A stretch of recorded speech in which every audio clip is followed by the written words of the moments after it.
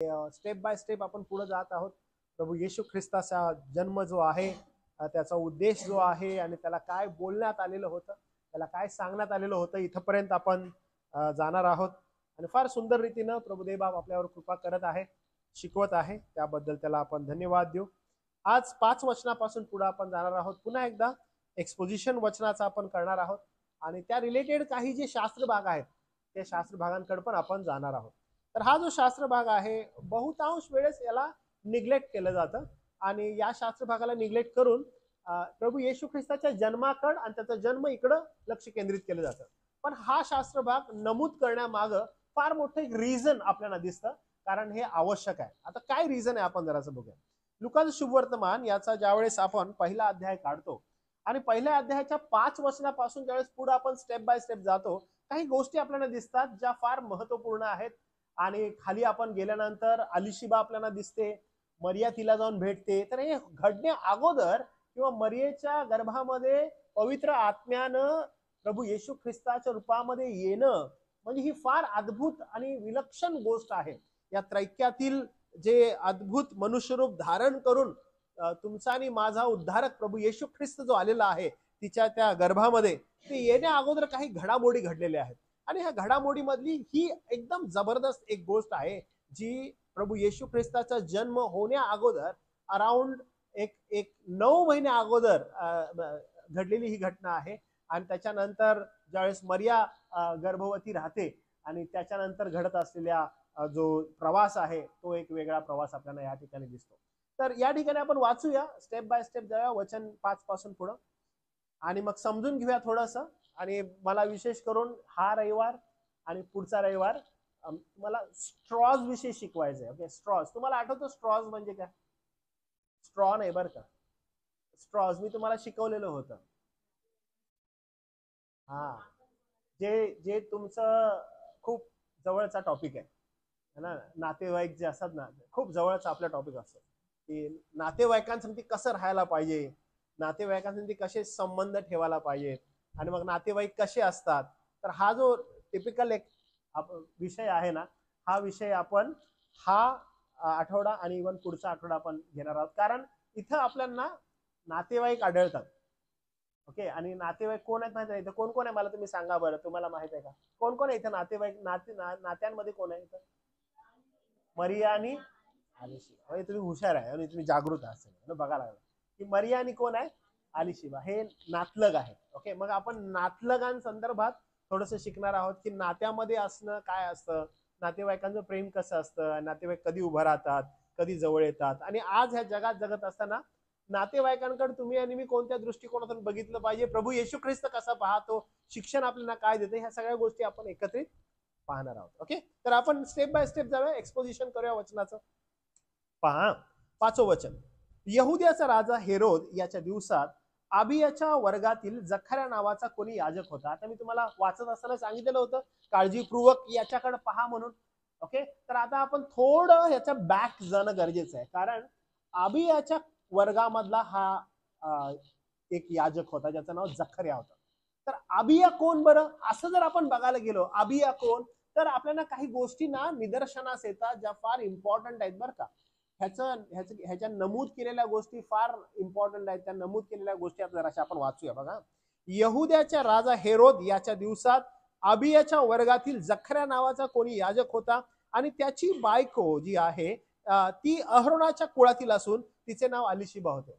आता आबिया आणि अलिशिबा, आबिया जो आहे तो ज्या कुळातून आलेला, आबियाच्या कुळातून आलेला जखऱ्या, आणि डायरेक्ट अलिशिबा विषयी लिहित असताना सांगितलेलं आहे की ती अहरोनाच्या कुळातली होती.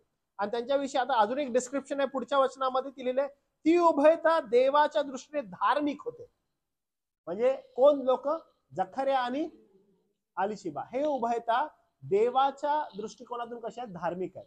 हे कोणत्या जिनिओलॉजीतून आलेले आहेत? तर आबियाच्या वर्गातून जखऱ्या आणि मग अहरोनाच्या कुळातून असलेली अलिशिबा, असं त्या ठिकाणी लिहिलेलं आहे. आता तुम्ही बघा, मागच्या रविवारचा मेसेज आठवा, लूक. ओके, लुकाविषयी थोडंसं डिस्क्रिप्शन मी केलेलं होतं आणि तुम्हाला सांगितलं की लूक जो आहे किती महत्वपूर्ण गोष्टी नमूद करत आहे. ओके, त्यानं बघा मत्तई, मार्क ऑलरेडी शुभवर्तमान आलेले आहेत आणि लूक हा थोडासा इंटेलेक्च्युअली अभ्यासू यानं लोकांना जाऊन भेटलेला आहे, लोकांकडून जाऊन माहिती जमा केलेली आहे, त्याला एक शुभवर्तमान लिहायचं आहे. पौला सांगते त्यानं अराउंड 2 वर्ष जेलमध्ये काढलेले आहे, तुरुंगवासामध्ये, आणि मग हा आलेला आहे. प्रभू येशू ख्रिस्ताचं पुनरुत्थान झालेलं आहे, स्वर्गारोहण झालेलं आहे, आणि आता तो या ठिकाणी अराउंड 48 AD मध्ये हे शुभवर्तमान लिहित आहे, लुकाचं शुभवर्तमान. आणि फार अद्भुत रीतीनं पॉइंट आउट काही गोष्टी करतात ज्या इम्पॉर्टंट आहेत. आणि त्याच्यामध्ये सगळ्यात इम्पॉर्टंट गोष्ट काय की तो अशा लोकांची नावं या ठिकाणी नमूद करत आहे जी नावं मत्तय आणि मार्क नमूद नाही करत. जे लोक जे जे मत्तयानं काही गोष्टी टाकून दिलेल्या आहेत, मार्कानं काही गोष्टी सोडून दिलेल्या आहेत, त्या गोष्टी काय करत आहे हा पुढे आणत आहे. जे त्या ठिकाणी लिहिलं नाही त्या गोष्टी तो आणत आहे, आणि स्टेप बाय स्टेप तो काय करत आहे पुढे जात आहे. आता बघा काय घडत आहे. असं म्हटलेलं आहे ही उभयता देवाच्या दृष्टीने धार्मिक होती आणि प्रभूच्या सर्व आज्ञा व विधी निर्दोषतेने अनुसरणारी होती. समजलं का तुम्हाला की सर्व आज्ञा विधी निर्दोषतेने अनुसरणारी होती. आता हे जे लोक आहेत ना ह्यांचं विशेष करून आपल्याला चित्रीकरण कुठं दिसतं तर आपण सगळ्यात पहिला जाऊया इतिहासाचं पहिलं पुस्तक. तुम्हाला इथे समजेल की किती काळजीपूर्वक प्रभू देवबाप आठवण करतो बघा. ओके, आठवण करतो, लोकांची आठवण कशी झालेली आहे बघा. तो काय म्हणत आहे की ज्यावेळेस आपण पहिले इतिहास 24वा अध्याय वाचतो, ओके, आपण जाऊया 24व्या अध्यायामध्ये. तुम्हाला समजेल की ज्यावेळेस प्रभू येशू ख्रिस्त म्हणतो ना की नियमशास्त्र संदेष्टांचे ग्रंथ तुम्ही उघडून पहा तुम्हाला कोण दिसतं, तो म्हणतो त्याच्यामध्ये कोण आहे, त्याच्यामध्ये मी आहे, असं प्रभू येशू ख्रिस्त म्हणतो. आणि मग आता तुम्हाला कळेल की आठवण प्रभुदेवा ज्यावेळेस करतो त्यावेळेस किती जुन्या लोकांची आठवण करत आहे आणि काय संदेश तो आणत आहे. ओके, तर आपण बघूया इतिहासाचं पुस्तक, याचा पहिलं पुस्तक, याचा 24वा अध्याय बघा, आपण वाचूया. 24वा अध्याय काढला. ओके, आता त्याचं वचन 4 पासून पुढं. ओके, आणि कधी कधी आपण ही वंशावळ पाहतो आणि आपल्याला वंशावळ पाहिली तर काही गोष्टी समजत नाहीत, काही गोष्टी कळत नसतात. तर त्या वंशावळीमध्ये बघा जरासं काय झालेलं आहे. 4 वचनापासून पुढं. इथमाराच्या वंशापैकी एल्दाराच्या वंशात प्रमुख अधिक निपजले, त्यांची वाटणी येणेप्रमाणे झाली. एल्दाराच्या वंशातील पितृकुळांचे प्रमुख 16 होते आणि इथमाराच्या वंशातले पितृकुळातले प्रमाणे 8 होते. आता हे इम्पॉर्टंट आहे बरं का. याप्रमाणे दोन्ही घराण्यातील पुरुष घेऊन त्यांनी चिठ्ठ्या टाकून वाटणी केली का की पवित्र स्थानाचा अधिकार व देवाकडची सरदारी एल्जार व एथमार या दोन्ही वंशातल्या पुरुषांकडे यावी. आता हे कोण आहेत? हे लेविया वंशातीलच लोक आहेत, वेगळे काही लोक नाही आहेत बरं का, हे त्या वंशातीलच आहेत. आता बघ या ठिकाणी काय दिसत आहे. आणि लेव्यापैकी नथनेल लेखक याचा पुत्र शमया याने राजा व अधिकारी सादोक याजक व अब्याथाराचा पुत्र अहिमलेख आणि लेवी याजक यांच्या पितृकुळाचे प्रमुख यांच्या समोर त्यांची नावे लिहिली. एक प्रमुख घराने एल्दाराचे व एथरामाचे अशी धरली. पहिली चिठ्ठी याहोराबाची निघाली, दुसरी यदायाची, तिसरी हरिमाची, चौथी सोरीमाची, पाचवी मलिकाची, सहावी मियामिनाची आणि मग सातवी होकास, आठवी आबियाची. तुम्हाला समजलं आबिया कुठून आलाय? आता इथं तुम्हाला दिसत आहे की आबियाच्या वर्गातील म्हणजे ह्याला विशेष अधिकार देण्यात आलेला होता. परत बघा कितवी चिठ्ठी निघालेली आहे, विसरू नका बरं का, हे इम्पॉर्टंट आहे. का तर आपलं पवित्र शास्त्र हे किती परफेक्ट आहे. ओके, हे तुम्हाला या ठिकाणी समजेल की पवित्र शास्त्र किती परफेक्ट आहे. आता लूक जे लिहित आहे ते अराउंड 3000 इयर्स आफ्टर, तुम्हाला समजत आहे, अराउंड 3000 वर्षांनंतरचा हा कालखंड आहे आणि त्याच्यानंतर तो हे सगळं लिहित आहे. आणि हे किती परफेक्ट आहे बघा. आबियाच्या वर्गातील, आबिया कोण आहे तर एल्दाराच्या वंशावळीतील, आणि त्याची चिठ्ठी निघालेली 8वी की त्यानं काय करावं, वर्गाप्रमाणे म्हणजे काय, पवित्र स्थानामध्ये जाणं, परमपवित्र स्थानामध्ये आणि धूप जाळणं. ओके, याच्यामध्ये ह्याचा नंबर कितवा होता? 8वा. आणि मग त्यांची संधी येण्याची ते लोक वाट बघायचे. का तर परमपवित्र स्थानामध्ये मी जावं आणि परमपवित्र स्थानामध्ये जाऊन धूप जाळावे, आणि ही त्यांची परंपरा असायची. आणि परमपवित्र स्थानात जाणं आणि धूप जाळणं ही फार मोठा आशीर्वाद, फार मोठी गोष्ट. कधी कधी वर्षातून फक्त एकदा किंवा दोनदा त्यांचा नंबर यायचा. त्यांच्या वर्गाप्रमाणे जर त्यांनी विचार केला आणि त्यांना जायचं आहे तर वर्षातून फक्त 1-2दा त्यांचा नंबर यायचा कशासाठी, धूप जाळण्यासाठी. आणि मग आपल्याला या ठिकाणी दिसतं बघा ही पण काही वेगळी नव्हती. ही कोण आहे, ही पण अहरोनाच्या घराण्यातलीच होती. म्हणजे हे दोघांच्या जीवनाकडे ज्यावेळेस आपण पाहतो, अहरोन हा कॉमन फॅक्टर आहे आणि आपल्याला दिसतं की हे लोक कसे आहेत, देवाला भिवून वागणारे. आणि ह्यांच्याविषयी स्पेसिफिकली या दोघांविषयी असं लिहिलंय की देवाच्या दृष्टीने ते धार्मिक होते. म्हणजे या ठिकाणी इंग्लिशमध्ये एक शब्द येतो जस्टिफिकेशन, की देव जर एखाद्याला धार्मिक ठरवतो तर त्याला अधर्मी ठरवणारा कोण आहे, कळालं का तुम्हाला? जस्टिफाईड करतो देवबाप. काय करतो, त्याला जस्टिफाईड करतो. जस्टिफाईड करणं म्हणजे जर समजा तो म्हणत आहे की हे क्लेपा मी तुला जस्टिफाईड करतो, जस्टिफाईड म्हणजे मी तुला धार्मिक ठरवलेलं आहे, तर मी खुद्द मला अधर्मी ठरवू शकत नाही. कारण का, मला जस्टिफाईड कोणी केलंय, मला जस्टिफाईड खुद्द देवाने केलंय. देव या दोघांना काय करतो, म्हणत आहे की देवाच्या दृष्टिकोन, माणसाच्या दृष्टिकोनातून नाही तर देवाच्या दृष्टिकोनातून हे दोघं कसे आहेत, धार्मिक आहेत. ओके, आता हा जो प्लॅन आहे, या प्लॅन मध्ये आपल्याला काय दिसतं बघा. या प्लॅन मध्ये दिसतं की ते पवित्र, देवाच्या दृष्टिकोनातून धार्मिक असे होते, पवित्र नाही धार्मिक असे होते, आणि सर्व आज्ञा व विधी निर्दोषतेने अनुसरणारे होते. कसे होते, सर्व विधी कशी करत होते, निर्दोषतेने. म्हणजे जो प्रभू येशू ख्रिस्तासाठी मार्ग तयार करायला येणार होता त्याच्याविषयी लिहित असताना असं सांगितलेलं आहे की जो प्लॅन झालेला आहे तो पण काही साधा सुद्धा नव्हता. जिनिओलॉजी मध्ये म्हणजे वंशावळीमध्ये कुणाची नेमणूक झालेली आहे, जो धूप जाळतो, ज्याचा 8वा नंबर आहे आणि जो एकदम निर्दोषतेने त्याच्या वागलेला आहे, त्याच्या कुळामधून आलेला जखर्याची नेमणूक झाली आहे. जखर्या आणि त्याच्या संगती त्याची बायको अलिशिबा हे ही अरोनाच्या घराण्यातले, म्हणजे ज्यांची नेमणूक झालेली आहे ते सेवा करणारे लोक. कारण का, जो प्रभूची वाट तयार करायला येणार आहे तोही कसा असावा या संदर्भात आपल्याला दिसतं. एकदम स्वच्छ व्यक्तिमत्व असणारं, निर्दोष व्यक्तिमत्व असणारं, आणि ज्याला खुद्द देवानं धार्मिक ठरवलेलं आहे असा. आता बघा काय झालेलं. एकदा असे झाले, 7वं वचन, अलिशिबा वांज असल्यामुळे त्यांना मूलबाळ नव्हते. आता ज्यावेळेस आपण हे वाचतो की मूलबाळ नव्हतं, आपल्याला अनेक लोक आठवतात, आपल्याला अनेक लोक आपण पवित्र शास्त्रात पाहिलेले आहेत की ज्यावेळेस आपण काही वचनं वाचतो आपल्याला ती समजतात की मूल नसणं ही अनेकदा देवाकडून मिळालेल्या श्रापाचं चिन्ह होतं की एखाद्याला मूल न होऊ देणं. जर एखाद्या स्त्रीनं किंवा एखाद्या पुरुषाने, आपण जुन्या काळातील गणनाच्या लेवियाच्या नियमामध्ये ज्यावेळेस पाहतो, जर एखादी स्त्री आणि एखादा पुरुष अयोग्यरीतीचं वर्तन करतात तर देवानं जर एखाद्या स्त्रीला त्याला श्राप द्यायचा आहे किंवा एखाद्या पुरुषाला श्राप द्यायचा आहे तर तो त्यांना मूल होऊ देत नव्हता. तर ही गोष्ट जी आहे ही अशीच गृहीत धरायची का, तर आपल्याला पवित्र शास्त्रामध्ये असे पण उतारे आढळतात की काही जणांना देव मूल होऊ देत नव्हता आणि काही जण जन्मताच किंवा लग्न झाल्यावरही वांज असायचे आणि त्यांना देवबापानं कृपेद्वारे मुलं दिलेली आहेत असं आपण पाहतो की स्त्रीला मुलं देणं हे देवबापाकडे आहे आणि त्याचबरोबर पुरुषाला पण एक पुरुष बाप बनवणं हेही देवाकडेच आहे असं आपल्याला दिसतं. त्यामुळे आपल्याला आढळतं की हे दरवेळेसच आहे का असं, तर नाही. आपण मग पहिले शमूएल 1 अध्याय वचन 1 आणि 2 मध्ये पाहतो की हन्ना जी होती ही वांज होती आणि परमेश्वराकडे त्यांनी जावं, प्रार्थना करावी, देवबापाची इच्छा असायची की त्यांनी प्रभूला समर्पित व्हावं आणि प्रभू मग त्यांना काय करेल, मूल देईल, संतान देईल, अशा गोष्टी होत होत्या.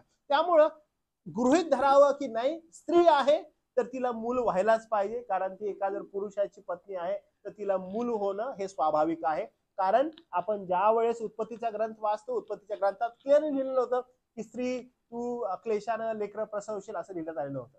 पण कालांतरानं आपण जुन्या करारामध्ये पाहतो की मूल न होऊ देणं हे एका परमेश्वराकडून असलेल्या जर आज्ञा मोडलेली आहे, अयोग्य वर्तन केलेलं आहे तर तिची कुस बंद करण्यात येत असे. याचा परिणाम काय होत असे की स्त्रीची समाजामध्ये अप्रतिष्ठा होत असे, लाजिरवाणी तिला गोष्टी सहन कराव्या लागत होत्या आणि त्यामुळे ती कुस बंद केली जायची. पण दरवेळेस असं होतं का, तर नाही. काही वेळेस खुद्द परमेश्वरानं स्त्रीची कुस बंद केलेली होती. का बरं बंद केलेली होती? कारण तिनं प्रभूकडे जावं, कारण तिनं रिलेशन देवबापासून यथायोग्य करावे, म्हणून तिची कुस काय करण्यात आलेली होती? बंद करण्यात आलेली, असं आपल्याला जुन्या करारात आढळतं. नवीन करारामध्ये आल्यावर आपल्याला या ठिकाणी हीच गोष्ट आढळते मत्तयाच्या शुभवर्तमानामध्ये, की अलिशिबेला मूल होत नव्हतं. आणि मूल होत नव्हतं, समाजामध्ये अशी मूल होत नाही, मग तिची अप्रतिष्ठा आहे. ओके, मग अप्रतिष्ठा, कारण समाजामध्ये अशा गोष्टी आहेत ज्यावेळेस लोक मान हलवतात की काय ह्यांना मूल होत नाही. पण लक्षात घ्या, हे असंच आहे का? तर असं नाहीये. देवबापाच्या काही योजना आहेत, त्याचे काही संकल्प आहेत. अयोग्य रीतीनं वागल्यानं, अयोग्य रीतीनं राहिल्यानं त्याची इच्छा असते की त्याच्या लेकरांनी त्याच्याकडे यावं, आपल्या जीवनासंदर्भात पश्चाताप करावा, देवासमोर उपडं पडावं. आणि सेम गोष्ट आपण पाहतो की लोकांनी केलेल्या आहेत पवित्र शास्त्रामध्ये, देवबापाने त्यांना आन्सर दिलेले आहेत. त्यामुळे आपण पवित्र शास्त्राच्या दृष्टिकोनातून पाहिल्यानंतर आपल्याला ही गोष्ट या ठिकाणी कळते की ती अलिशिबा वयातीत आलेली होती. ओके, आता या भरपूर गोष्टी आहेत वयातीत आलेल्या स्त्रियांसंदर्भात. आपण सारेच उदाहरण घेतो, सारेकड पाहतो, त्यानंतर हन्नेकड पाहतो. ओके, पुष्कळ उदाहरण आपल्याला पवित्र शास्त्रात अशा प्रकारे आढळतात. या ठिकाणी अलिशिबेचं उदाहरण आपल्याला दिसतं की परमेश्वराने काय केलं, परमेश्वरानं तिच्याकडे पाहिलं आणि काय लिहिलेलं आहे बघा या ठिकाणी. असं झालंय की ते वांज असल्यामुळे त्यास मुलबाळ नव्हते, ती उभयता वयातीत झाली होती. 8वं वचन, एकदा असे झाले की तो आपल्या वर्गाच्या अनुक्रमाने यज्ञाकी करीत असता. आता तुम्हाला समजलं, अभियाचा वेळ आला 8वा जो आहे. ओके, आल्यावर काय झालं बघा, यज्ञकीच्या परिपाठाप्रमाणे प्रभूच्या पवित्र स्थानात जाऊन धूप जाळण्याची त्याची पाळी आली. म्हणजे त्याची पाळी आली धूप जाळण्याची. आणि काय झालेलं आहे, धूप जाळण्याच्या वेळेस लोकांचा सर्व समुदाय बाहेर प्रार्थना करत होता. ही एक पद्धत होती. आपण जुन्या करारात जर आपण पाहिलं तर आपल्याला कळतं की लोक काय करायचे, बाहेर प्रार्थना करायचे. कारण का, तो आत गेलेला आहे, जो हाय प्रिस्ट ज्याला आपण म्हणतो, तो आत गेलेला आहे. तर लोक बाहेर राहून प्रार्थना करत राहायचे, प्रभू समोर उपडे पडायचे. आणि ही पद्धत होती जुन्या करारापासून. आपण एक्सोडस याचा 30वा अध्याय वचन 7 ते 8 वाचतो. दुसरं इतिहास याचा 29वा अध्याय 11वा वचन वाचतो. त्यामध्ये आपल्याला गोष्टी दिसतात की लोक काय करायचे, लोक प्रार्थना करायचे बाहेर आणि पवित्र स्थानामध्ये याजक जात असे. आणि अजून एक गोष्ट आपल्याला पुढे जाण्या अगोदर लक्षात ठेवणं गरजेचं आहे की प्रभू देवबाप 400 वर्ष या लोकांबरोबर बोलला नव्हता. 400 वर्ष ह्यांना दर्शन नव्हतं दिलं. 400 वर्ष स्तब्धतेचा काळ होता. कोणीतरी वाचेल का मलाकीचा शेवटला अध्याय आणि त्याची 2 वचनं, 3 वचनं? मलाकी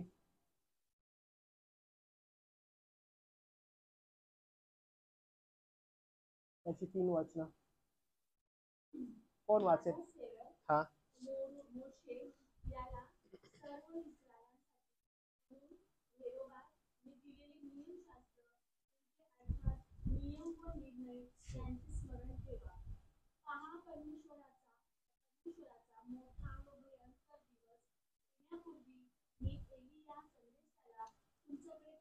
तो एकदम आता मलाकीचा ग्रंथ संपत आहे आणि संपत असताना एक अभिवचन येत आहे.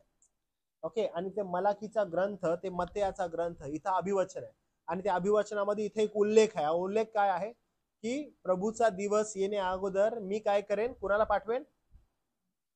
हा, कुणाला, कुठला संदेश आहे तो? बरोबर आहे, असं म्हटलेलं आहे की एलिया संदेशाला मी पाठवेन. बरं, काय म्हणतंय पुढं? बरोबर आहे, बापाचं हृदय आपल्या पुत्रांकडं आणि त्यांच्या वडिलांकडे वळविल. हा, बरोबर. आणि पुढे काय लिहिले मग? आणि असे असं न हो. तुम्हाला कळत आहे की काय झालेलं आहे? ही एक भविष्यवाणी होती. मलाकीचं पुत्र संपत आहे आणि ही करण्यात आलेली होती. 400 वर्षाचा स्तब्धतेचा काळ होता. अजिबात कोण नाही. एव्हरी डे हे लोक मंदिरात जात आहेत आणि मंदिरात जाऊन ते लोक काहीतरी चिन्ह आम्हाला मिळावं, देवानंदांनी काहीतरी बोलावं. तुम्ही विचार करा, वर्ष चाललेले आहेत, लोक जाऊन धूप जाळत आहेत आणि त्यांची इच्छा आहे की परमेश्वराच्या मंदिरातून आम्हाला आवाज येऊ दे, परमेश्वर त्यांनी बोलू दे. त्यांची इच्छा आहे की देवानंदांनी बोलावं. Every day, every single day जो देव त्यांनी बोलत होता तो देव आता बोलत नाही. तो देव शांत झालेला आहे. तो देव दर्शन देत नाहीये. त्या देवाचे दूत येत नाहीयेत, एकदम शांत. आणि अशा वेळेस जखऱ्या काय करत आहे, आज जात आहे धूप जाळत आहे. धूप जाळत असताना काय घडलेलं आहे बघा. इथं असं लिहिलेलं आहे की यज्ञकीच्या परिपाठाप्रमाणे प्रभूच्या पवित्र स्थानात जाऊन धूप जाळण्याची त्याची पाळी आली. धूप जाळण्याच्या वेळेस लोकांचा सर्व समुदाय बाहेर प्रार्थना करीत होता, तेव्हा प्रभूचा दूत धूप वेदीच्या उजव्या बाजूस उभा राहिलेला त्याच्या दृष्टीस पडला. म्हणजे धूप वेदी जी आहे त्याच्या उजव्या बाजूला प्रभूचा दूत उभा होता, त्याच्या दृष्टीस पडला.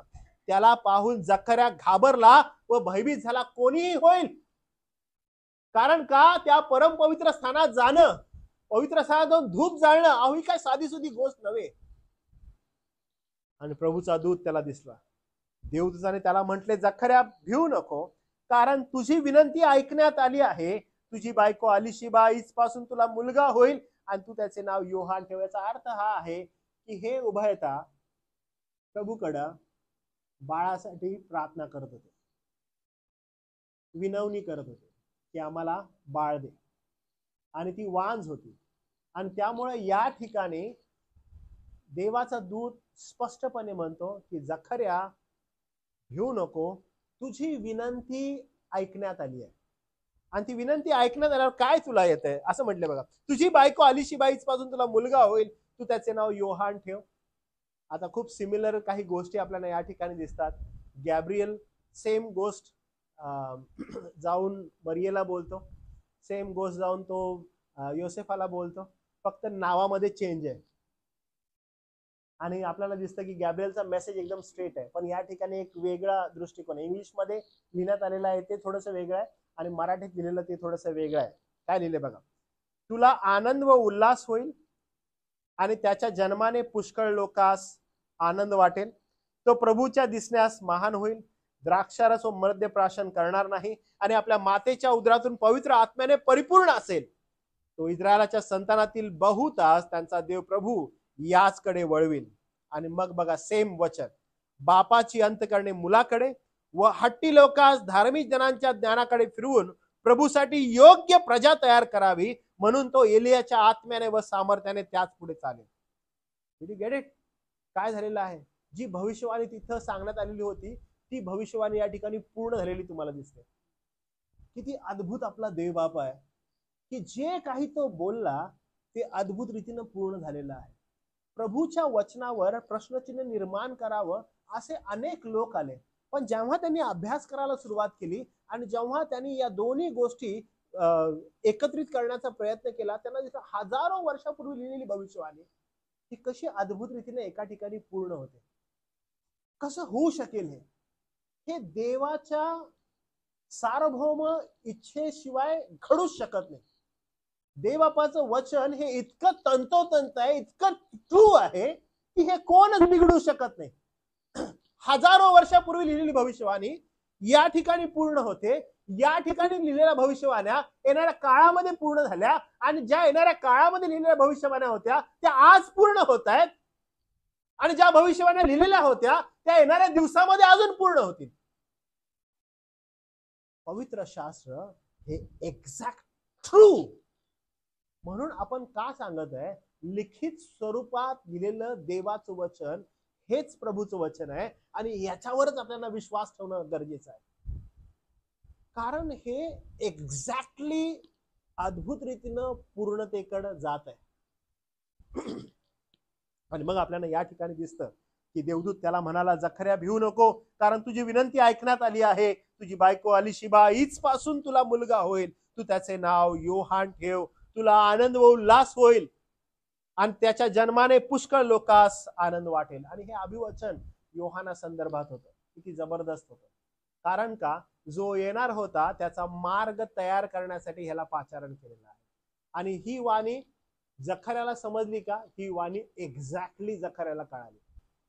जखर्याला समजलं की माझ्या पत्नीच्या गर्भातून येणारा जे बाळ आहे हे बाळ नेमकं कोण असणार आहे, हे येऊन काय करणार आहे, त्याला काय यायचं आहे, तो कोण असणार आहे, हे जखर्याला ठाऊक होतं का? ऍब्सोल्युटली होतं. बघायचंय कसं ठाऊक होतं बघा. जखर्या जे स्तोत्र गातो याचा लूक याचा पहिला अध्याय आणि 67 पासून पुढं जेव्हा त्याचं मुख उघडतं तेव्हा काय झालं बघा. त्याचा बाप जखर्या याने पवित्र आत्म्याने परिपूर्ण होऊन संदेश दिला तो असा, इस्रायलाचा देव प्रभू धन्यवादित असो, कारण त्याने आपल्या लोकांची भेट घेऊन त्यास मुक्ती दिली आहे.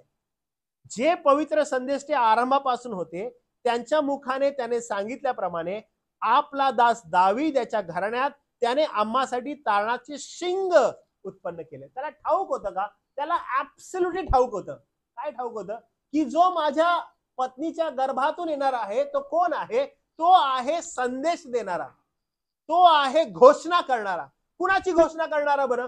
तो घोषणा करणारा आहे जो तारणारा आहे, तारणाचं शिंग आहे, त्याची घोषणा करणारा. वाव, किती जबरदस्त आहे. आणि कधी समजलं त्याला? जेव्हा तो पवित्र आत्म्यानं पूर्ण झाला. आता ही गोष्ट फार इम्पॉर्टंट आहे. पवित्र आत्म्यानं पूर्ण झाल्याशिवाय कुणालाही सुवार्तेचं परिपूर्ण सत्य समजू शकत नाही. तुम्हाला आठवतं कसं समजणार नाही? ओके, मेसेज आठवा. मी दरवेळेस अनेकदा चर्चमध्ये हे कोट करतो की पेत्र ज्यावेळेस म्हणतो आपण ख्रिस्त जिवंत देवाचे पुत्र आहात, त्यावेळेस प्रभू येशू ख्रिस्त त्याला काय म्हणतो? शिमोन बायोरना, धन्य तुझी मांस आणि रक्त यापासून तुला हे प्रगट नाही झालं, तर तुला कोणी प्रगट केलंय? हे माझ्या स्वर्गातील पित्यानं तुला प्रगट केलं. तुम्हाला समजत आहे की सुवार्ता पवित्र आत्म्यानं प्रगट केल्याशिवाय समजू शकत नाही, कळू शकत नाही. आणि ही गोष्ट आपल्याला जखऱ्याच्या स्वरूपात दिसते. कारण जखऱ्या बघा, पुन्हा जर इकडे आलो आपण आणि जेव्हा ते ऐकतो, काय ऐकतो जखऱ्या? की वयातीत आलेला जखऱ्या काय ऐकत आहे बघा.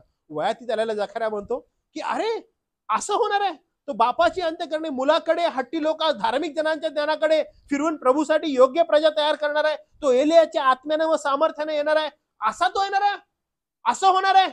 आणि मग जखऱ्या म्हणतो, तेव्हा जखऱ्या देवदूताला म्हणाला, हे कशावरून समजू? तो प्रश्न काय विचारतो? हे मी कशावरून समजू? आता हे मोस्टली काय माहितीये की तुम्हाला, ही शंका उपस्थित करण्यात आली आहे की हे मी कशावरून समजू. आता इथं समजून घ्या बरं का, देवाच्या दृष्टिकोनातून जखऱ्या कसा आहे? धार्मिक. ओके, जखऱ्या कसा आहे? धार्मिक. अलीशिबा कशी आहे? हो, चांगली आहे, उभयता, एकदम छान रीतीनं जे काही अर्पण आहेत ती करतात, प्रीतीनं राहत आहेत, प्रेमानं राहत आहेत, म्हणजे देवाला भिवून राहणारे लोक. आता बघा, ज्यावेळेस देवाचा दूत उभा राहतो, जखऱ्या भितो, घाबरतो आणि भिवून तो म्हणतो घाबरलेला आहे. आणि देवदूत त्याला म्हणतो घाबरू नको, भिवू नको, कारण आता मी तुला जे सांगत आहे ते ऐक. तुझी पत्नी अलीशिबा, हिच्यापासून तुला आता एक मूल होणार आहे, त्याचं नाव तू योहान ठेव, त्याच्याद्वारे तुला आनंद होईल, तुला उल्हास होईल, पुष्कळ लोकांना याच्याद्वारे आनंद होणार आहे. अरे जखऱ्या बघ, आनंद कर. आणि का तो असा तसा नाही येणार आहे, तो एलियाच्या आत्म्याने येणार आहे, त्याच्या सामर्थ्याने येणार आहे. आणि मग आपण सिमिलरिटीज बघितल्या एलियाच्या आणि योहानाच्या, तुम्हाला समजते की एकदम सिमिलर आहेत, एकदम सिमिलर आहेत. तुम्ही जर बघितलं, नीट आठवलं, तुम्हाला कळेल. बघा, ज्या गोष्टींसंदर्भात एलियानं आवाज उठवला होता तशीच एक घटना याच्या जीवनामध्ये येते. त्याच घटनेला अनुसरून हाही उभा राहतो आणि हेरोदा समोर उभा राहून हेरोदाला त्याची चूक दाखवतो, पाप दाखवतो. आणि मग त्याची बायको प्लॅन करते आणि काय करते, ह्याला मारून टाकते. एलिया मेलेला का त्यावेळेस? नाही, पळून गेलेला. तुम्हाला समजते सिमिलरिटीज? तो एलियाच्या आत्म्याने, म्हणजे तसाच तो पॉवरफुल होता का? बिलकुल तसाच होता, रानात राहत होता. कारण काय? ह्या सगळ्या गोष्टी आहेत. आणि ह्या गोष्टींकडे ज्यावेळेस जखऱ्या पाहतो, त्याच्याविषयी तो असं म्हणतो, देव असं म्हणतो की देवाच्या हा धार्मिक आहे देवाच्या दृष्टिकोनातून. पण या ठिकाणी काय करतो? प्रश्न उभा करतो. प्रश्न काय? हे कशावरून समजू?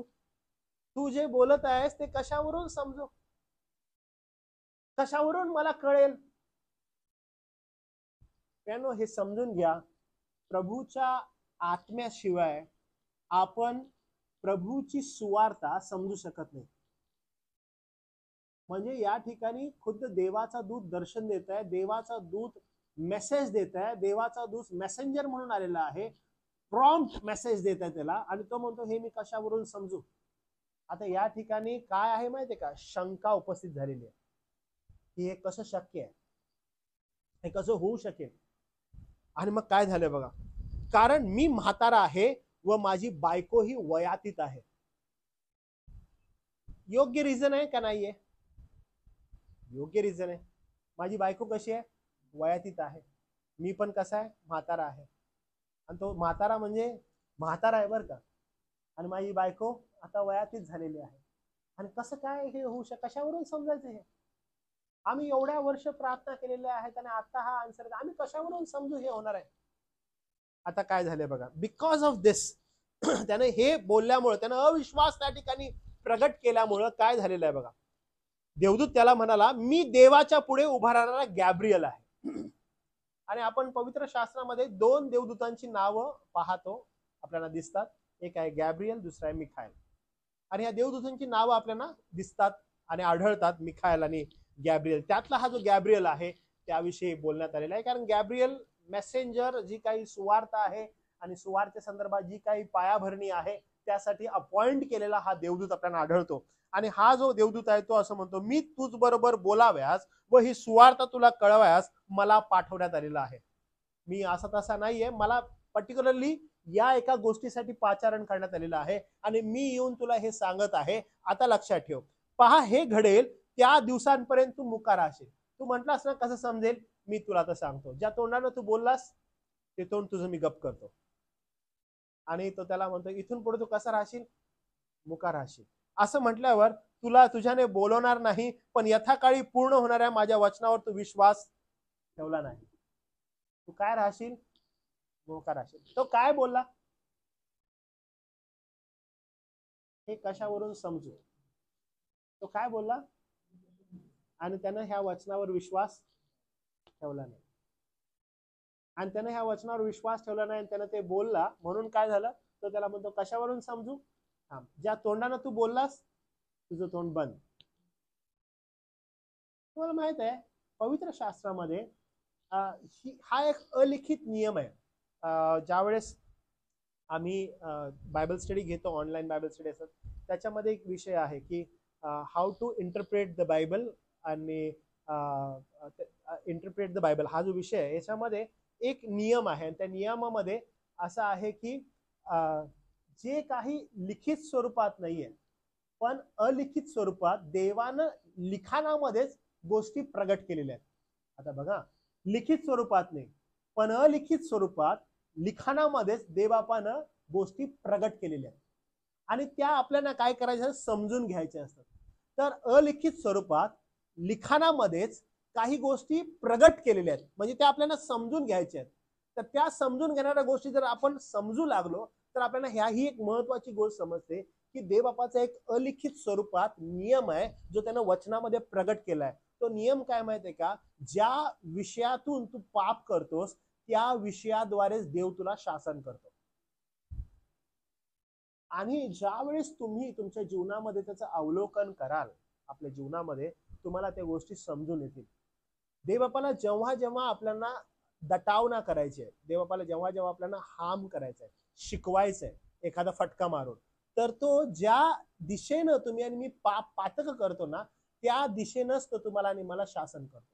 इकडून तिकडून नाही करत बरं का. म्हणजे जर समजा मी ना जात आहे आणि मग मी पायानं समजा एक मोठा त्या ठिकाणी दगड आहे आणि मग मी त्या दगडावर लाथ मारतो जोरात, ओके, आणि दगडावर लाथ मारली आणि मी डोकं पकडतो, अरे माझ्या डोक्यातून रक्त यायला लागलंय, असं होऊ शकेल का?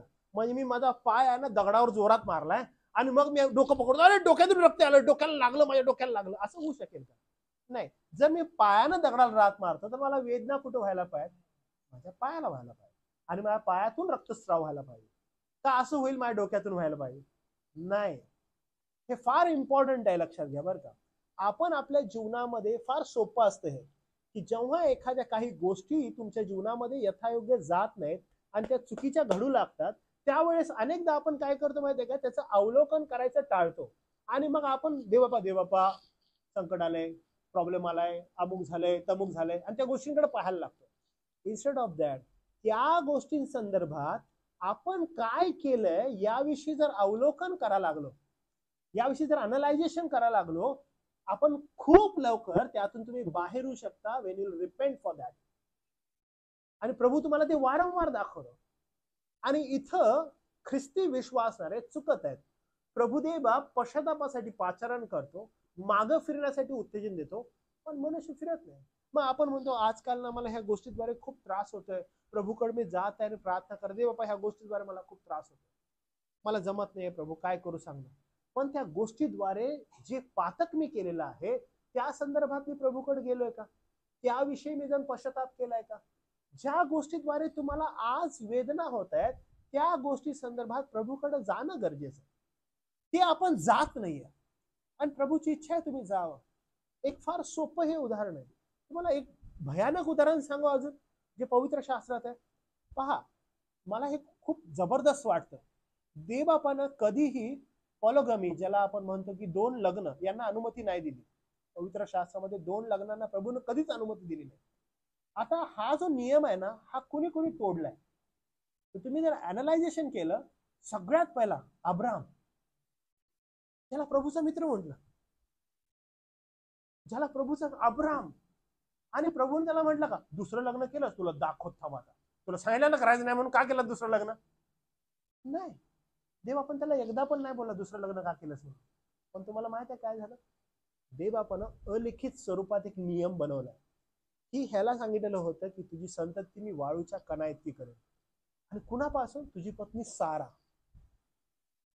त्याला इसाक झाला आणि तो म्हटलं हा तुझा मुलगा आहे. पण ह्याने एक पराक्रम केला. ह्याने काय केलं माहिती आहे काय, म्हातारपणी जाऊन एक दुसरी बाई केली. हागार नाही बरं का, हागार दासीचं मुलं. आणि त्याच्यापासून तर मोठं इस्लामिक राष्ट्र तयार झालं. पण आता इथं जे आहे ना, इथं कटुरेला बायको केलं आणि कटुरेपासून संतती तयार झाली. आणि संतती कोण माहितीये का, इराण. ही संतती कोण, पॅलेस्टाईन. तो म्हणतो ना खासदी लोक, आशुरी, हे सगळे त्या कटुरीच्या पोटी आले. आणि ते लोक कोण आहेत, जे आजपर्यंत इस्रायलला मार देत आहेत आणि त्रास देत आहेत. म्हणजे सुरुवात कुठून आहे माहितीये का, अब्राहम साहेबांपासून.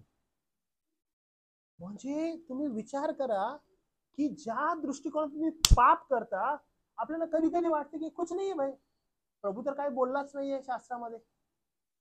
पण लक्षात घे, हे फार डेंजर आहे. ह्याचं काय होतं, तो म्हणतो की रिझनिंग माझं बरोबर आहे, मी म्हातारा आहे, माझी बायको म्हातारी झाली आहे आणि आम्हाला, पण खुद्द देवाचं वचन गॅब्रिएल घेऊन आलाय आणि तो बोलत आहे. डिफरन्स बघा काय ह्याच्यामध्ये, तुम्हाला समजेल की सेम मेसेज घेऊन तो मरियेकडे जातो. तुम्हाला डिफरन्स दिसेल या ठिकाणी. वाचूया ते वचन, फार सुंदर आहे बघा. 30 वचन.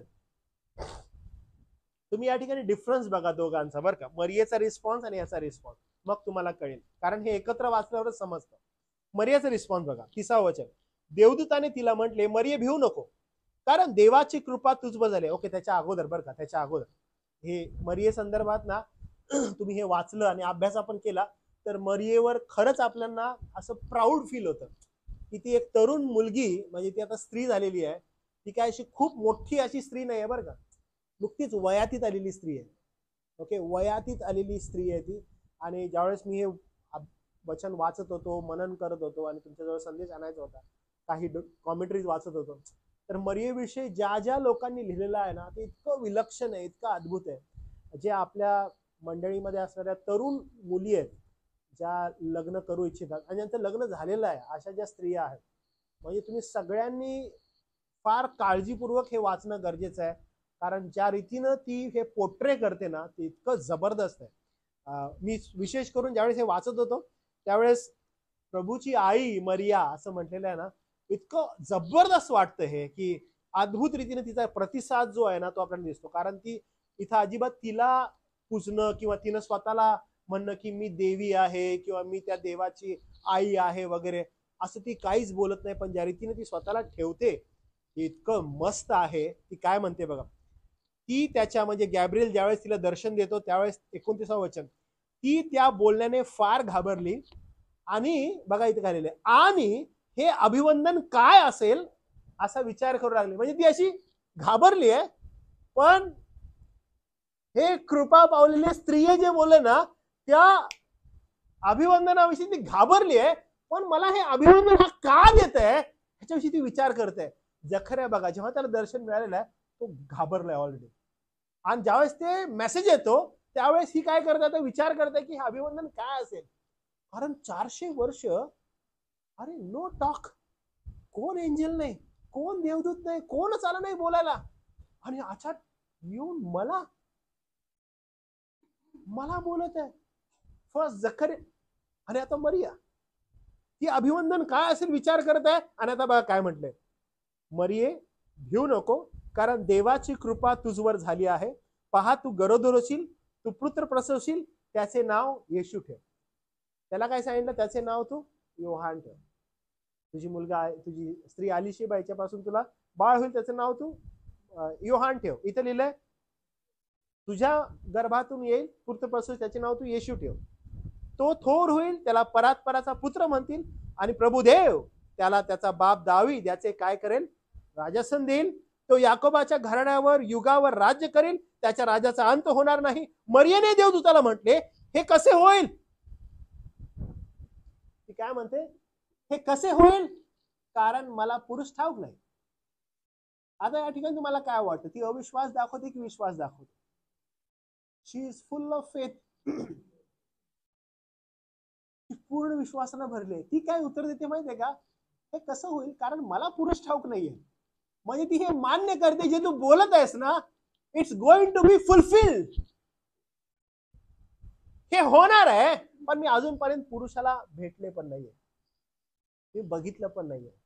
याचा अर्थ योसेफ वाग्दत्त ऑलरेडी झालेलं आहे, पण दे हॅव नॉट एट मेट. ती भेटली नाही अजून.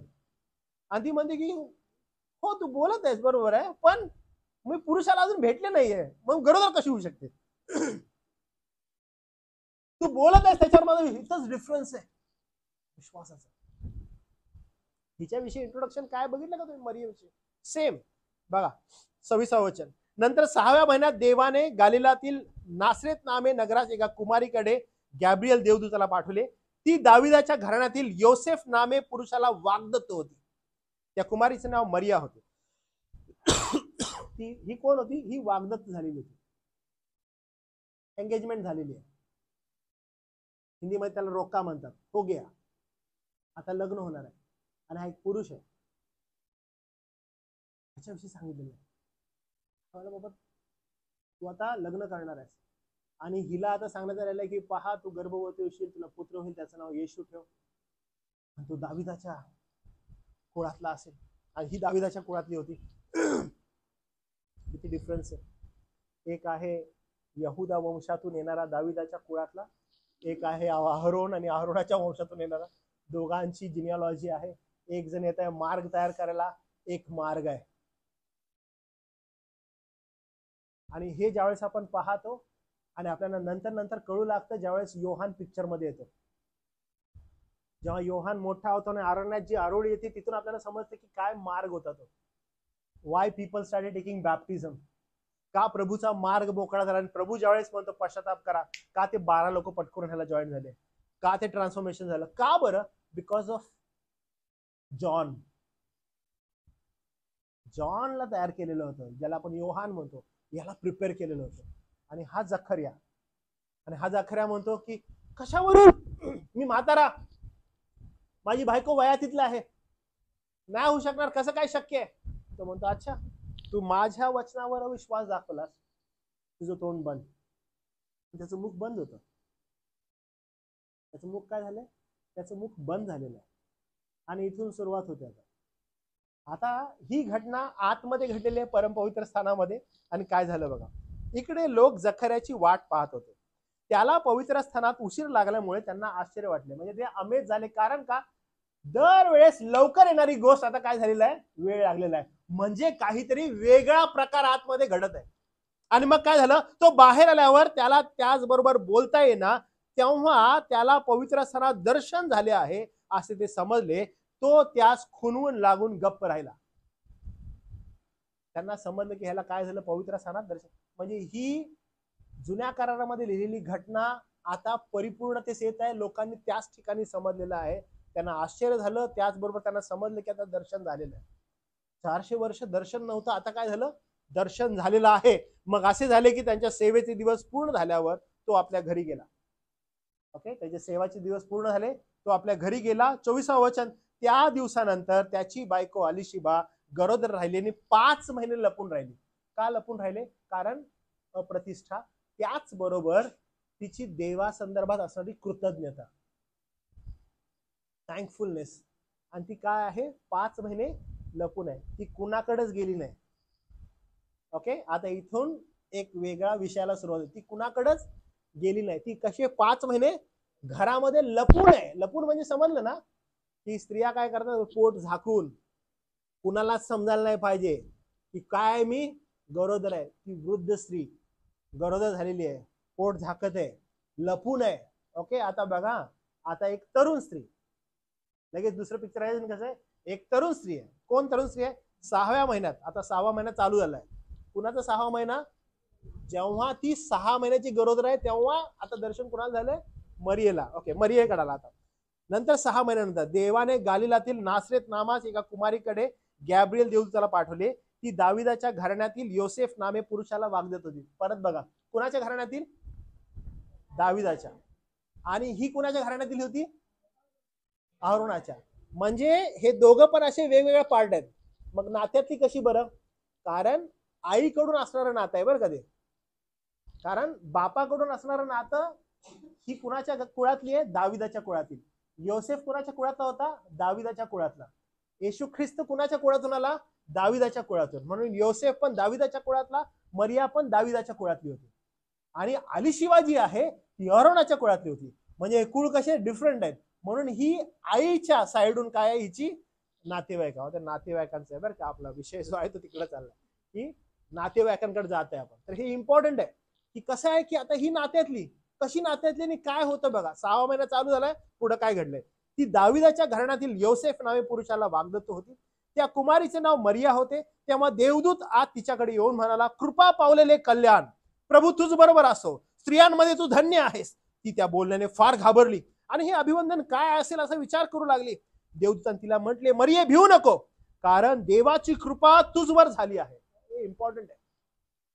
मरिये भिवू नको, देवाची कृपा तुझवर झालेली. ती काय विचार करायला लागली.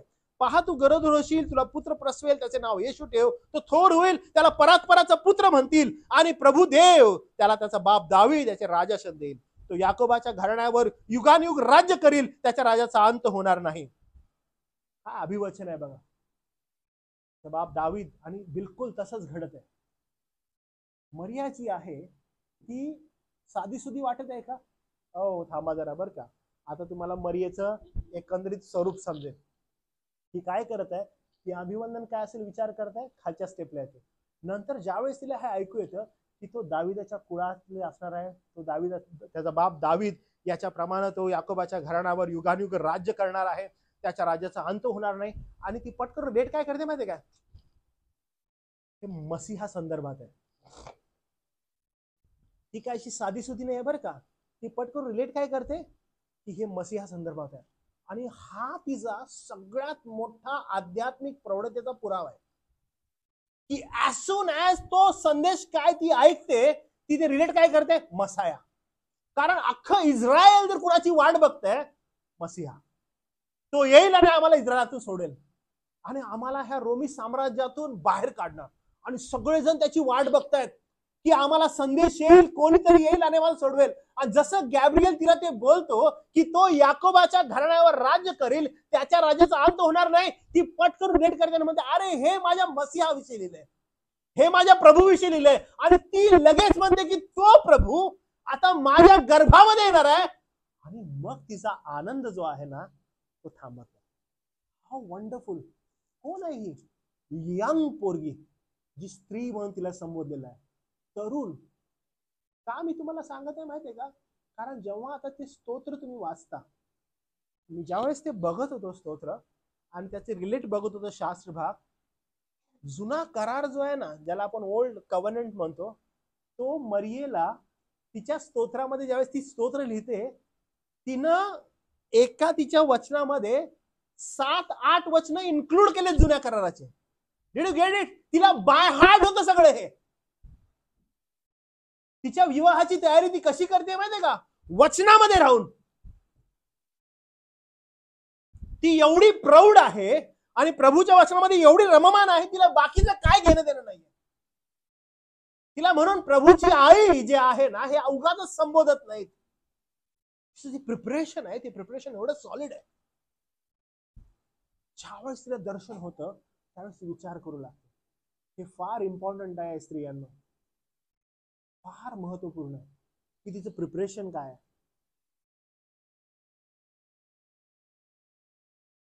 आपण ज्यावेळेस प्रभू येशू ख्रिस्त आणि तिचं जीवन बघतो नंतर त्या दोघांचं असणारं रिलेशन आपल्याला कळतं की शेवटपर्यंत ख्रिस्तात समवेत असणारी ही तिची आई मरिया शेवटपर्यंत ती प्रभूला म्हणते की हा माझा तारणार आहे. इतकं इम्पॉर्टंट आहे, हे इतकं महत्वपूर्ण आहे. तिचं डेडिकेशन बघा. आता ती काय म्हणते, ती पुढे असं म्हणते, तो थोर होईल, त्याला परात्पराचा पुत्र म्हणतील. प्रभू देव त्याला त्याचा बाप दावीद त्याचे राजासन देईल. तो याकोबाच्या घराण्यावर युगानुयुग राज्य करेल, त्याच्या राजाचा अंत होणार नाही. मरियेने देवदूताला म्हटले, हे कसे होईल, कारण मला पुरुष ठाऊक नाही, मला फक्त पुरुष माहित नाही, कसं होऊ शकेल. देवदूताने उत्तर दिले, पवित्र आत्मा तुझवर येईल, परात्पराची शक्ती तुझवर छाया करील, याकरिता जो जन्मेल त्याला पवित्र देवाचा पुत्र म्हणतील. आणि हे स्पेसिफिकली इम्पॉर्टंट आहे. त्याच्याविषयी लिहिलेलं योहानाविषयी की तो कोण असणार आहे, तो एलियाच्या आत्म्याने येणार आहे. आणि ह्याच्याविषयी काय लिहिलं, त्याला देवाचा पुत्र म्हणतील. आणि हा वेगळेपणा होता, एक मार्ग तयार करायला येणार होता आणि एक खुद्द मार्ग होता, हा तो डिफरन्स होता. आता काय झालं बघा, पुढे असं लिहिलेलं आहे, पहा तुझी नातलग अलीशिबा, हिलाही म्हातारपणी पुत्र गर्भ राहिला आहे, तिला वांज म्हणत, तिला हा 6वा महिना आहे. आता हे काय होतं, हे सिक्रेट होतं, हे ओपन होतं का. आता हे कुणाला माहित झालेलं आहे सिक्रेट, हे आता मरियेला माहित झालंय की 6 महिने हिनं काय केलेलं, आपलं पोट झाकलेलं आहे, लपून आहे, कुणालाच दाखवत नाहीये, कुणालाच माहित नाहीये. अलीशिबा म्हातारपणी तिला आता पुत्र गर्भ राहिलेला आहे. आणि आता ही बातमी कुणाला समजते, मरियेला. ओके, मरिया कशी आहे, धार्मिक, प्रभूला भिवून राहणारी, प्रभूच्या वचनात वाढणारी. अलीशिबा कशी आहे, प्रभूला भिवून राहणारी, प्रभूच्या वचनात वाढणारी, यथायोग्य अशी स्त्री. दोघी आहेत. आणि आता ही बातमी कुणाला समजलेली आहे, मरियेला समजली. मरिया तिच्यापासून लांब आहे. आता काय झालं बघा, देवाचे कोणतेही वचन असमर्थ होणार नाही. तेव्हा मरिया म्हणाली, प्रहा मी प्रभूची दासी, मला तुझ्या वचनाप्रमाणे हो.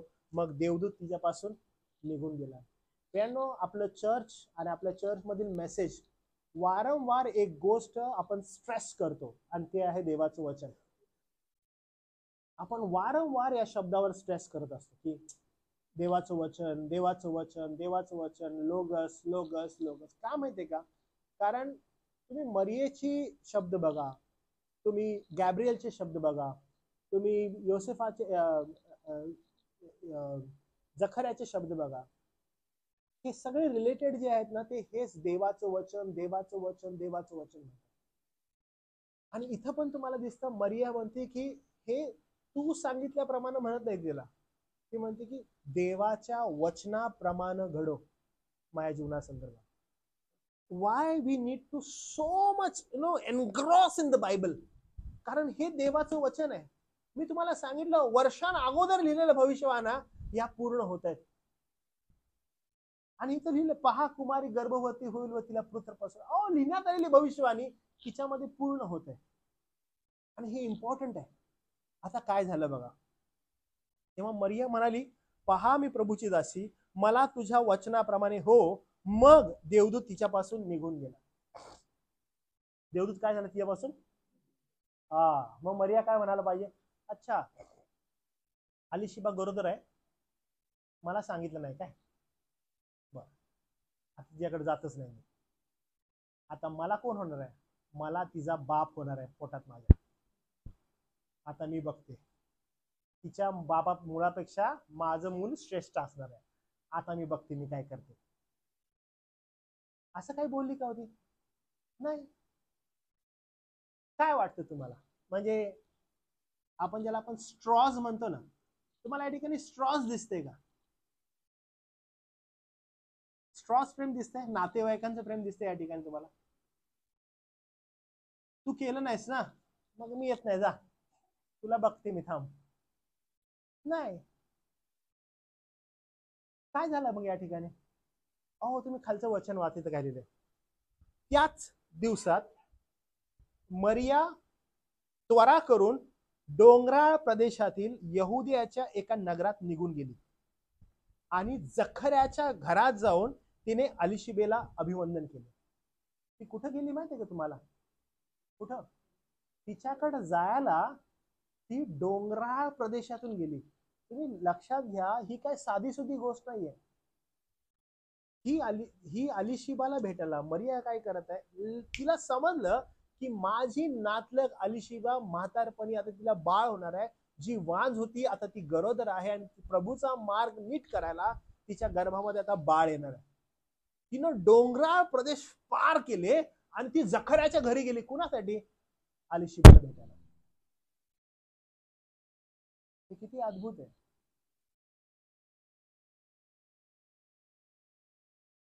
आणि जखऱ्याच्या घरात जाऊन तिने अलिशिबेला अभिवंदन केले. तिने जाऊन काय केलं? अलिशिबेला अभिवंदन केलं. आणि मग अलिशिबेचं काय झालं असेल तुम्हाला वाटतं? ती अशी जाऊन डायरेक्ट म्हणते असेल, अलिशिबा कॉंग्रॅट्स. कशाबद्दल? 6 महिने मी लपवून ठेवलंय, तू कुठून आलीस? कुणालाच माहित नाही. मी इथे डोंगराळ भागात लपून बसले, नवरा माया सांगते गप, आम्ही गार आहे शांत. आणि ही डायरेक्ट येते आणि म्हणते की अभिनंदन. का अभिनंदन? अगं तू गरोदर आहेस. तुला कोणी सांगितलं? मला गॅब्रिएलने सांगितलं, तुझ्या नवऱ्याला ज्याने दर्शन दिलं तो गॅब्रिएल मला पण दर्शन दिलं आणि मला सांगितलेलं आहे की आता माझ्या गर्भामध्ये जो येणार आहे तो काही साधा सुद्धा नाहीये. तो दाविदाच्या वंशातील असणार आहे आणि यहुदाच्या कुळावर राज्य करणार आहे. तो मसीहा येणार आहे. ती जबरदस्त आहे. अभिनंदन केलं तिनं, अभिवादन केलं, तिनं ते अभिवादन स्वीकारलं.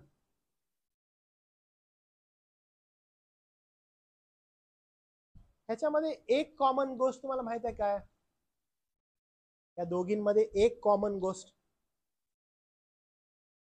कोणती कॉमन गोष्ट आहे असं तुम्हाला दिसतं? नाही, कॉमन गोष्ट कोणती आहे? अलिशिबा आणि मरियेच्या कॅरेक्टर्स मध्ये एक कॉमन गोष्ट कोणती आहे?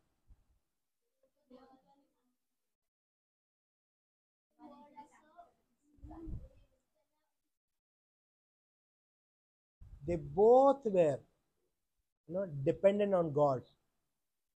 त्या दोघांचं प्रभूवर प्रेम आहे.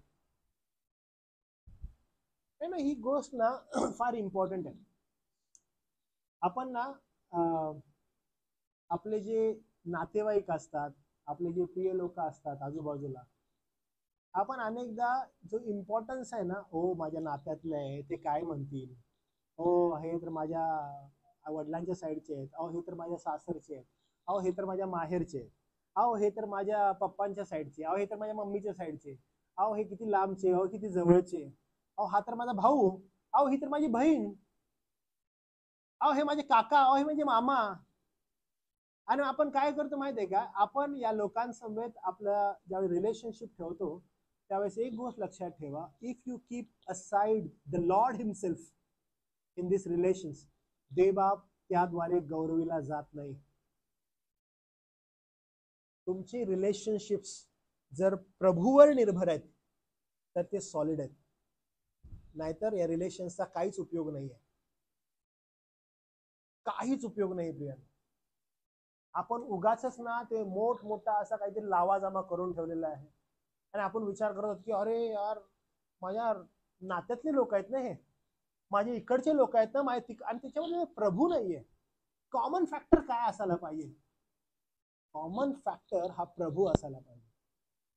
त्याची प्रीती, त्याचं भय, त्याचे सिद्धांत, त्याचं शिक्षण, तेच नाहीये. आणि आपण ना जीवाला पकडून बसलोय. प्रॉब्लेम आहे. What should be common factor? Common factor एकच आहे. जर विश्वासणारे आहोत तर कॉमन फॅक्टर फक्त प्रभू येशू ख्रिस्त आणि त्याचे शिक्षण. जर जे सिद्धांत, जे शिक्षण तुमचं आहे त्या शिक्षणावर जर ते आधारित आहेत, ते माझे आहेत. जर नाहीये तर ते माझे नव्हेत. मला माहित आहे काय झालं? एकदम डेंजरस आहे. येशू ख्रिस्ताने एक पांडा घालून दिला. येशू ख्रिस्त शिक्षण देत होता, त्याची आई, भाऊ, नातेवाईक त्याला भेटायला आले आणि प्रभू येशू ख्रिस्त शिक्षण देतो. त्याचे शिष्य कानात म्हणाले, तुझी आई, भाऊ तुझी वाट बघतायत. तो कोण आहेत ते? Get the answer. कोण आहेत ते? तर माझी आई, माझा भाऊ, माझे नातेवाईक कोण आहेत? जे माझं वचन ऐकतात ते आहेत, जे माझ्या वचनाप्रमाणे झालं ते आहेत.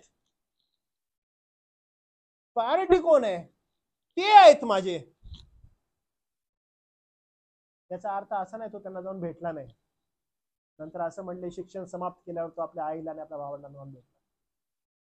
What is the priority? महत्व, प्रायोरिटी कोण आहे हो?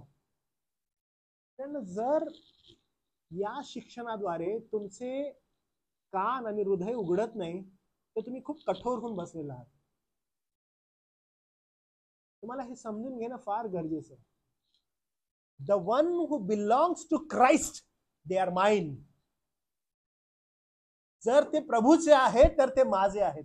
जर ते प्रभूचे नाहीत, जर ते प्रभूला सेकंड प्रायोरिटी देत आहेत, I will give them second priority.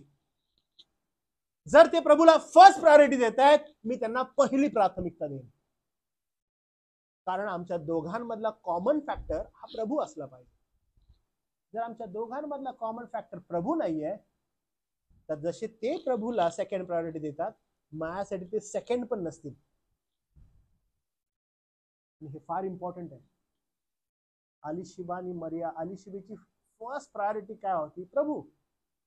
तिने प्रभूच्या वचनावर विश्वास ठेवला आणि कृतज्ञता म्हणून ती आपली कुस झाकू लागली, आपलं पोट झाकू लागली.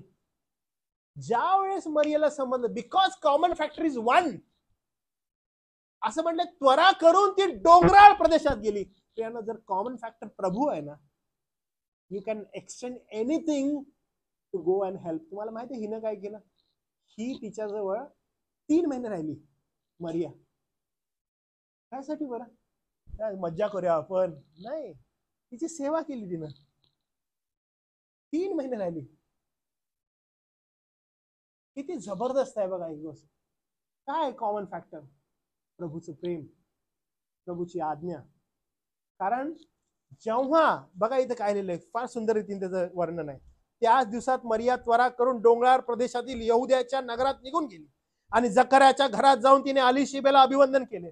तेव्हा असे झाले की अलिशिबेने मरियाचे अभिवंदन ऐकताच बाळकाने तिच्या उदरात उडी मारली आणि अलिशिबा पवित्र आत्म्याने परिपूर्ण झाली. त्याच वेळेला ती जाऊन तिला अभिवंदन करते आणि ती काय करते? आत्म्याने परिपूर्ण झाली. आणि जसं मी तुम्हाला म्हणालो, इथं वारंवार तिसऱ्यांदा तुम्हाला दिसतं, आत्म्यानं परिपूर्ण झाली. आणि काय झालं? आत्म्यानं परिपूर्ण झाल्या ती उच्च स्वर काढून मोठ्याने बोलली, स्त्रियांमध्ये तू धन्य, तुझ्या पोटचे फळ धन्य. कुणाला बोलत आहे? मरियेला. जबरदस्त रिलेशन आहे बघा. हे काय साधं सुद्धा वाटतं? नाही. The way they both conduct themself, ज्या रीतीने त्यांनी कंडक्ट केलंय स्वतःला, त्यानो ही साधी सुधी गोष्ट नाहीये. मी पुन्हा पुन्हा तुम्हाला ही सांगत आहे की एक स्त्री म्हणून, एक मुलगी म्हणून, एक पुरुष म्हणून तुम्ही आपल्या बालपणापासून स्वतःला कसं घडवत आहात, आध्यात्मिक प्रौढतेमध्ये कसं तुम्ही घडवत आहात स्वतःला, हे फार इम्पॉर्टंट आहे. मरियेनं, अलिशिबा वृद्ध काळात ती स्वतःला त्याच प्रमाणे घडवत आहे. अहो, वांज आहे पण प्रभूवर प्रेम करणारी आहे. दोष देत बसली नाही प्रभूला, का मला वांज ठेवलं? अजिबात नाही. She accepted, but her love for Lord is same. Maria, her love for Lord is same. Maria त्वरा करून तिच्याकडे जात आहे, तिला भेटत आहे, तिला अभिवंदन करत आहे, तिच्या उदरातील बाळ आतमध्ये उडी मारत आहे आणि ती पवित्र आत्म्याने पूर्ण होत आहे. आणि मरियाला म्हणते, स्त्रियांमध्ये तू धन्य आहेस. माझ्या प्रभूच्या मातेने मजकडे यावे हे कोठून? ह्या मसीहाच्या आईनं माझ्याकडे यावं हे कुठून? माझ्या तारणाऱ्याच्या आईने मजकडे यावं हे कुठून? स्वतःला लीन करत आहे. अरे, मी एवढ्या वर्षांची वान स्त्री, आता मला मूल होत आहे, आता दाखवते एकेकाला, आता आलीस का माझ्याजवळ? नाही, ती अजून नम्र होते आणि मरियाला म्हणत आहे की प्रभूच्या मातेने मजकडे यावं हे कुठून? नम्र होऊन श्रेष्ठता दुसऱ्याला देणं ही काही साधी गोष्ट नाहीये. हे कोण ऐकत आहे माहितीये का? तिच्या पोटातील गर्भ.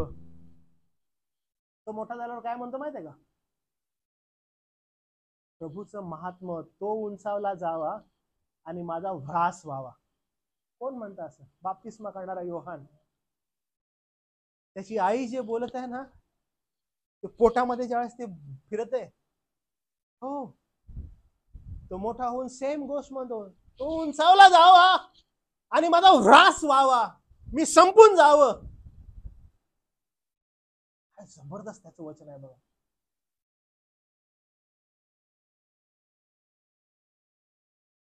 माझ्या प्रभूच्या मातेने मजकडे यावे हे मला कोठून?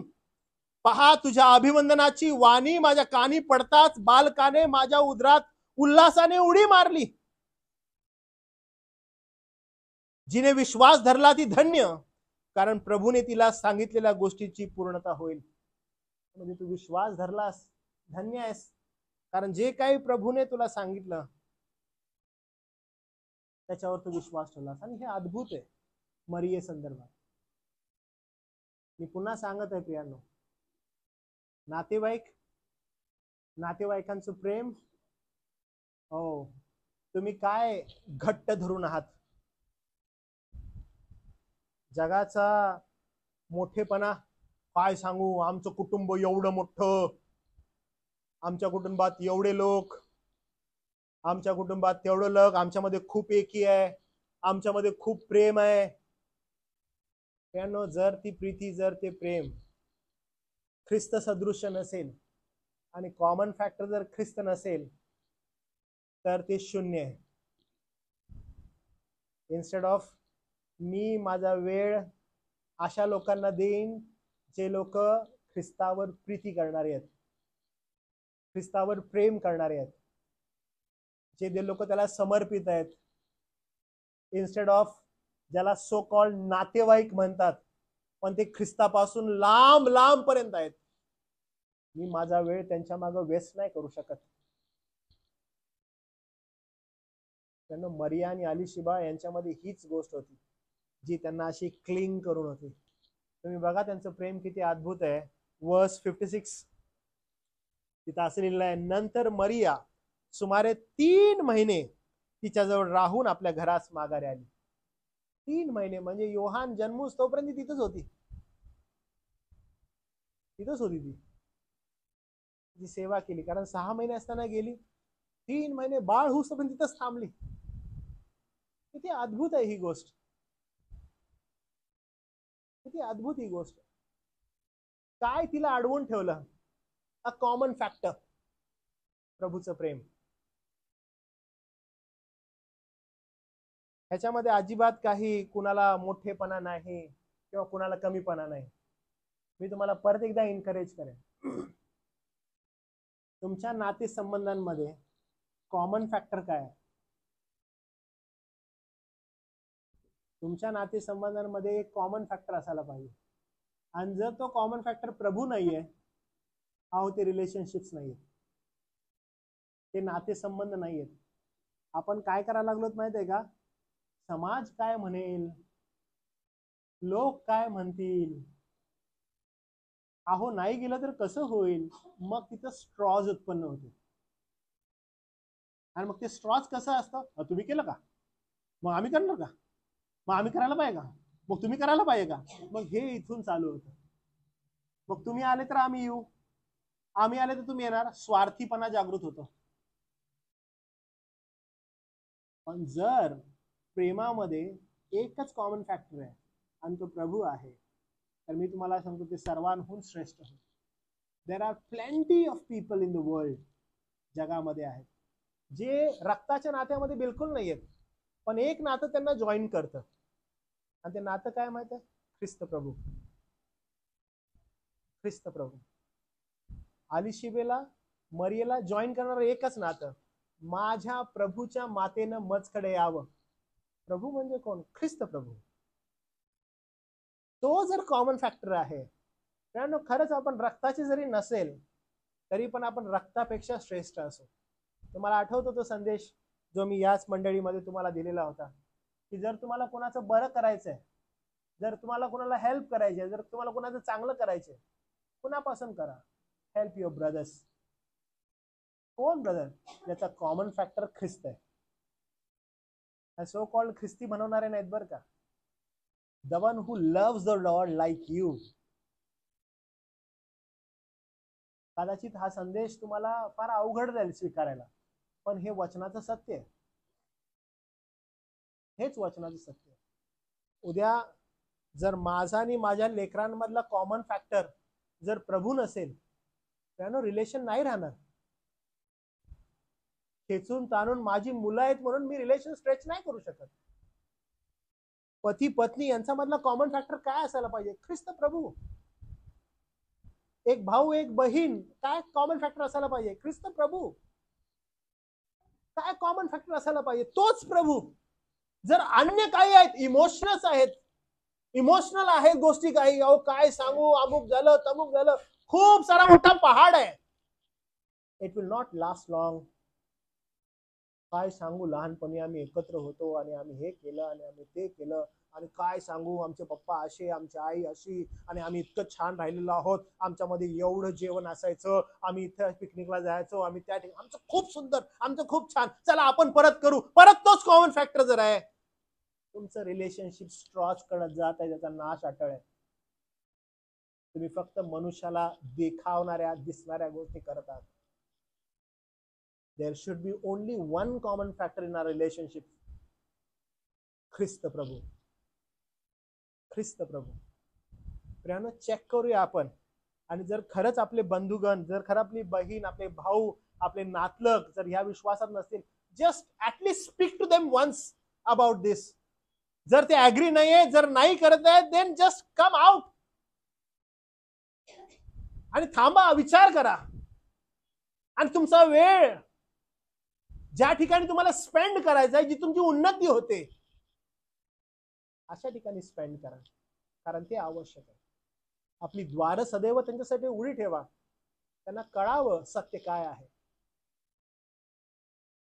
नाहीतर परिस्थिती फार बिकट होईल. तुम्ही उगीच दोऱ्यात ताणवत बसलात आणि तो मेळ कधीच नाही होणार. प्रार्थना करूया.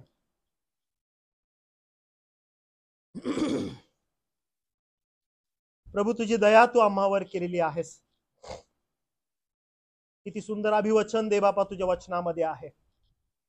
आणि ते अभिवचन ज्यावेळेस जेव्हा आम्ही पाहतो, खुद्द प्रभू येशू ख्रिस्त जेव्हा या जगात येणार होता, प्रभू, जे सिस्टमॅटिकली घटना घडलेल्या आहेत त्याकडे जेव्हा आम्ही अवलोकन करतो, आम्हाला दिसतं की देवा तू किती सार्वभौम आहेस. आज प्रभू दे बापा, पुन्हा एकदा अलिशिबा, मरिया यांच्या नातेसंबंधातून तू आम्हाला आमचे दोष दाखवलेस. कदाचित प्रभू अनेकदा आम्ही भावनिक होऊन अनेक गोष्टी दे बापा जुळवण्याचा प्रयत्न करतो, भावनिकतेच्या आधारावर आमचे रिलेशनशिप वाढवण्याचा प्रयत्न करतो. प्रभू, पण या नातेसंबंधांमध्ये आमचा जर ख्रिस्त प्रभूच नाही, तर प्रभू याचा काय लाभ आहे? कारण तू स्पष्ट तुझा पुत्र म्हणाला की कोण माझे आहेत नातलग, जे माझे वचन ऐकतात व त्याप्रमाणे जीवन जगतात तेच माझे. प्रभू, जर तुझा पुत्र यांना प्राथमिकता देतो तर आम्ही कोण आहोत? आमची प्राथमिकता प्रभू दे बापा तू आणि तुझे लोक असावेत, यासाठी तू आम्हाला सहायता आणि मदत कर. तुझं गौरव, मान, सन्मान दे बापा आम्ही तुला देतो, कारण ते तुझं आहे. तारणारा प्रभू येशू ख्रिस्त याच्या नावात प्रार्थना केली म्हणून देवा तू ऐक. आमेन.